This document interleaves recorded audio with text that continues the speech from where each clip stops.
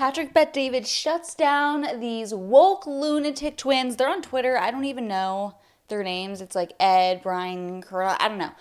They're stupid, they're woke, they're liberal, and they're twins. Yeah. Anyways, thanks so much for watching Bring the Asteroid. Make sure you like today's video, and we'll get into it. Well, you did say at the beginning of the podcast, I wrote it down. You said, approach versus policies. You liked some of his policies. Right. Some of his policies. It's his approach you don't like. It's because of his approach that you're not going to vote for him. That's a big part of it. There are I prefer the liberal policies over the. Which kind of divisiveness do you like less, public or private divisiveness? Define each. I tell you to your face, I don't like you. Versus I tell you to your face, I like you so much, but I go behind your back and tell everybody how much of a whatever you are. Which one do you respect more? I respect the public. I do as well. Right. Yeah, that's what half the American people respect. Half the American people kind of respect the fact that he's not telling you something publicly, and if he doesn't like somebody, he's going to tell you. We as Americans, for whatever reason. As an immigrant myself who came here from another place, we're super skeptical. Super skeptical. And for me, I think Jay-Z said best in one of his songs, says, don't tell me what somebody said about me. Tell me why that person was so comfortable to tell you what they said about me. Right? Okay. I respect the guy. They used to say 10, 15 years ago, they said, no one from New York. America's not ready for a president from New York. And this wasn't even with Trump. This was pre-Trump. Somebody from New York was running. I don't know if it was Christie that ran before Trump. There was somebody from New York running and saying, America's not ready for a New York president because the way people are in New York is just too much. You're from Jersey, so you kind of know the style of New York. I mean, Giuliani, I guess. You know what? It could have been Giuliani. It could have been Giuliani, yeah.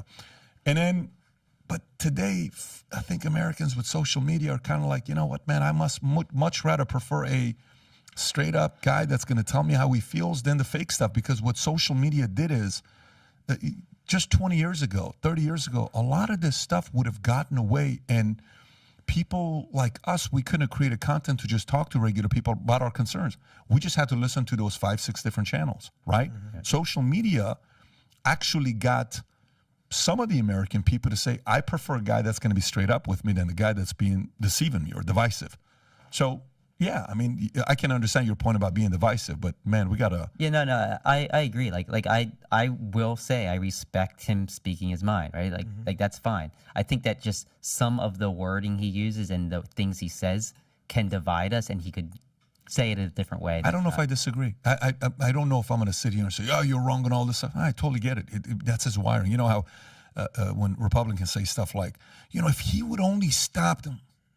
Who are you to tell him he's going to change at 74 or now 70? What is he, 77 or 70? 76. How old is he right now? I don't know how old he is. 77. You think he's going to change now? No, you ain't changing this guy. So either you have to take him for who he is, or you ain't changing no 77-year-old guy, right? So I get what you're saying, that maybe some of his words he says could, divide into all this stuff. Let's transition to a different thing. Can I bring up one little thing that you just said? And I think it's very important because, we are 5 dudes sitting around having a podcast. Men are way more comfortable hearing the straight up facts. Here's the fucking deal. Vinny, you look like shit today. Thanks, Adam. All right, you're good. I appreciate it. If you tell a girl that. I hate whenever Adam talks. It's like he's cringe to the max. She will lose her mind. Of course, the truth hurts. Okay? The truth hurts. And that's why, they say facts don't care about your feelings. Men are a lot more comfortable hearing, the tough news, the tough pill to swallow. Like, how'd you position the question? Would you rather hear the tough news behind your back or in front of your face? How'd you word it, Pat? Okay. So men are comfortable with that. That's why by an overwhelming margin, men vote for Trump, right? Whereas most women cannot take the and this is why women shouldn't be able to vote. Just saying. Just saying. Cold hard truth, right? And they will, not want to hear the bad news. The whole thing with Trump was, the economy's going to shit, inflation's falling apart, gas prices, Afghanistan, everything you want to put, Ukraine, everything. Order. But no more mean tweets. Yeah. So the rhetoric is really the biggest problem, especially for women. I don't know if that's the majority of the reason why women don't vote for him. I think there's other reasons too, like abortion and Trump's comment about grabbing women, and like I think there's other things at play there too. But most people vote that for might, personality, not policies. yeah, most people. That's would you true. agree? Yeah, I would. And they just can't handle his personality, and a lot of people can. I get it. I totally understand. But I mean, Biden doesn't have a personality. Zero. So, He doesn't even know. I mean, He doesn't even know so- what the hell he is. Would you acknowledge the only reason that Biden got elected was because he was Trump. not Trump? Yeah, exactly. Absolutely. Nobody's rallying for Biden. Yeah. He's beatable. He's vulnerable. Nobody has Biden signs Nobody's on the front excited lawn. about Biden. Zero. Yeah. It's just you've got 35% of the country that is obsessed with Trump. Nobody has that candidacy. Nobody has that. And you have 50% of the country that's like, yeah, I hate that guy. Yeah. And it's a law of large numbers. Like, so Trump brings people to the polls. That's why we Correct. saw two record-breaking candidates. It's Yeah. all because of Trump. Yeah, we went to the GOP debates, and it was almost like, wait, the main fighter's not here? Like, we were just watching undercards, and it was cool to watch, but I was just like, it missed, like, you got like that personality. And Pat, if you're gonna go to somewhere, 'cause I just wanted to ask, do you guys think we would be where we are today with crime is ridiculous, the border, gun violence, inflation, recession, and at the end of the day, do you guys think the Russia situation Vinny's the best on this podcast. I'll say it. I've said it before and I'll say it again and probably much more times. would be happening? Because if Trump was this Russian asset, he's Putin's bitch. We heard all that. Does any of that happen? Like, he waited for Biden to come in to Putin to do his attack and everything. Do you guys think, and would Trump's presidency have changed any of that? It's hard to say. I don't know what Trump would have done. Would he have just said, we're siding with Putin, like we're not going to get involved and let Putin take more Ukrainian land? I mean, he didn't really do much on Crimea, right? So I don't know. It could have gone many different ways. Well, yeah, It's really yeah, hard to like say. maybe there would be other concessions, and maybe Putin wouldn't have invaded. Yeah, it's hard to say. It's hard, but it's weird though that nothing happened. We didn't hear nothing about. I mean, we heard Russia obviously, but nothing happened while he was in. And then once Biden was in, it was like, hey, it's attack time. You know what I mean? Yeah, but I mean, one could also argue that Trump was kind of siding with Putin on a lot of issues.